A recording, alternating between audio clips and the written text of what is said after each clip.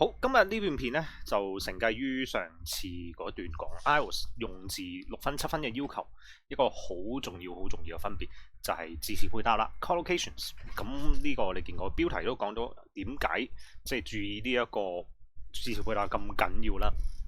咁啊呢度其實係一個短片，希望即係俾到多啲 idea，可以大家知道即係要點樣去諗用咩字啦。好，咁啊事不宜遲。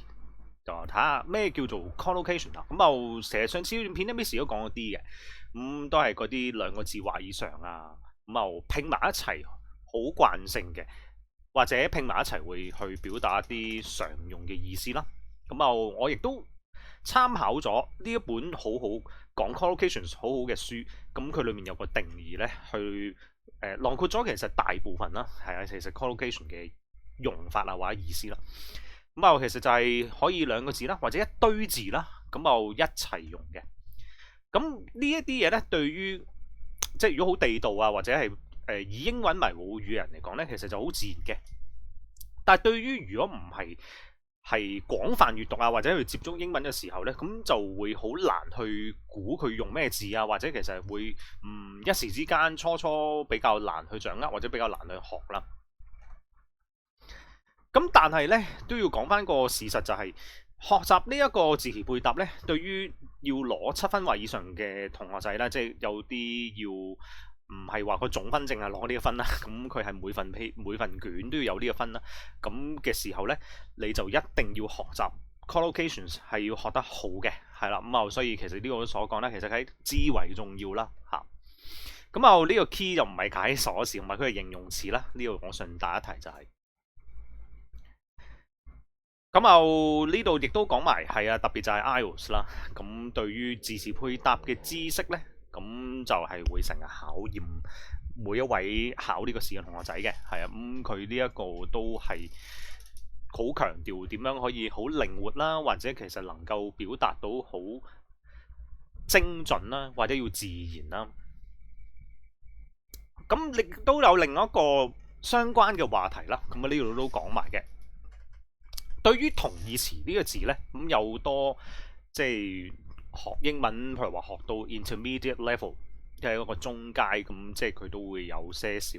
生字儲咗落去自己度啦。咁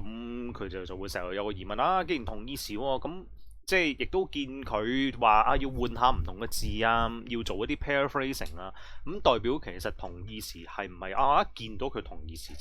就唔理3、7、21，就一時中意用 A 嗰個，一時中意用 B 嗰個，一時中意用 C 嗰個。咁其實咧，坦白講，其實絕大部分嘅情況係唔可以嘅嚇。咁啊，今日就會舉咗一啲好簡單嘅例子俾大家睇，點解唔可以即係一見到好似佢 so called 叫同義詞咧就轉換。同埋呢度亦都好簡單咁講啦。咁其實就係，就算你見一啲字好似係同義詞，就好似呢個所講啦，折扣同埋優惠啦。咁其實折扣同優惠都係字面上啦，就咁睇佢啦，都係講緊一啲好似平咗啦，或者其實有個叫做筍價咁，即係呢啲意思啦。咁呢個其實如果你係講緊真係去賣嘢個價錢嚟講嘅話呢，咁就真係可以係呢個意思嘅。但係大家都知道，好多時啲字係一字多義，佢會喺唔同嘅語境或者話題方面就會有唔同嘅意思啦。咁所以其實就係呢個原因呢，就令到好多字呢喺唔同嘅語境底下呢，係咪真係可以互換或者可以轉字呢？就有商榷嘅餘地啦。折扣同優惠表面上得，但係我相信如果我哋係講一啲其他嘅配搭，好似啲4字詞，大家就知道一定要講咩？大打折扣啦。咁基本上其實大打折扣呢，佢個意思就唔係講緊價錢嘅。咁啊，呢個我好簡單，亦都打咗啦。佢就唔係講緊啊一樣嘢賣平咗，佢其實係講緊啲咩呢？係講緊嗰樣嘢個質素。嗱，我翻去前面呢度啦，講緊某樣嘢個質素會受到一啲某啲嘅事情唔好嘅影響啦，令到佢嗰樣嘢最終 turn out 出嚟唔係咁理想嘅效果啊。咁佢係呢個意思啊。咁所以佢唔係講緊買賣嘅時候呢，我哋就唔可以亂咁塞咩大打優惠。點解 Miss 佢上一段片講話咩大打優惠？其實嘅原因就喺度啦。咁呢個有另外啲例子啦，begin 同 start 啦，好似㗎啲意思，相信大家都會知道呢個解開始啦。咁啊，例如我有呢啲例子啊 ，He started the meeting，the meeting began。咁兩句句子表達嘅意思或者嗰件事情都好相近嘅。咁但係用唔同嘅字，其實就係表示到一句句子其實佢重心其實係有少分別嘅。咁第一句用 started 嘅原因就係你好想強調係邊一個人有一個目的，或者其實佢好着意去做呢件事。譬如話啊，佢係要係一個可能係一個會議裏面嘅主席啦，或者其實就係佢係一個會議嘅召集人啊，或者有成啦，咁所以佢就好強調哦，佢係有個咁樣嘅職責，或者有個咁樣嘅決定啦，好強調要有個人係啦，作為一個即係可能係 starter 啊咁樣啦，咁所以佢就點解要用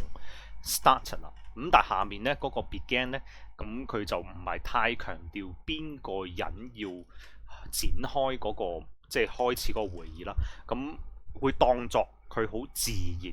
發生嘅一啲事情啦，咁所以就會有唔同嘅用法啦。咁啊，呢個頭先所講啦，即係要強調邊個做啦，定還是係佢好自然發生嘅。咁亦都舉到其他例子啦，即係一啲配搭，譬如話撻着架車，或者撻着嗰個嘅引擎啦，或者譬如話創業啊，創業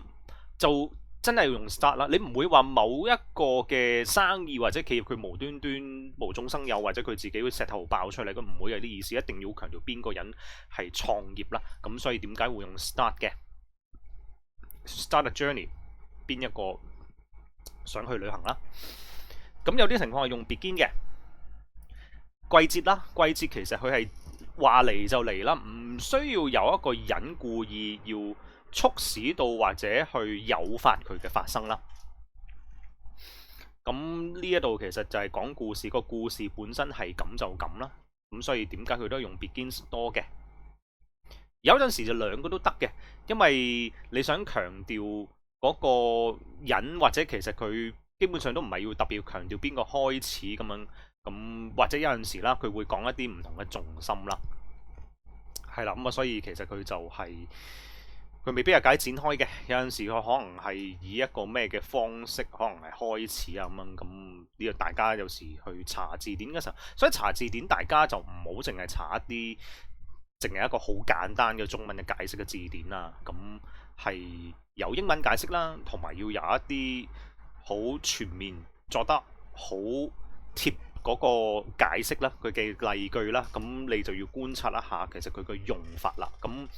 譬如話你查呢一個牛津字典呢，我就好中意用牛津字典嘅。牛津字典就好多時會將呢啲字詞配搭一齊用嘅嘢呢，佢就會將佢係粗體，咁就可以強調到嗰個字詞配搭嘅學習嘅重點啦。咁啊，譬如話開始落雨啦，咁其實兩個都有講嘅。好啦，咁就去到最尾就係啲咩呢？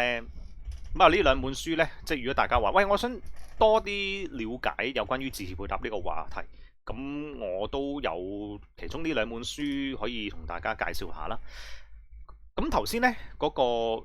collocations 嗰個定義呢，咁就係呢本書嚟嘅，係啊，就係 English Collocations in Use 呢本書裏面啦。我抽咗個定義出嚟咋，咁佢裏面就會分開唔同嘅話題，咁你就可以去中意啊。我今日譬如話想睇下天氣嘅字詞配搭，有時候想講下心情，講下其他嘅話題，咁可以了解當係咁樣學其他嘅生字啦。咁而左手邊呢本呢，就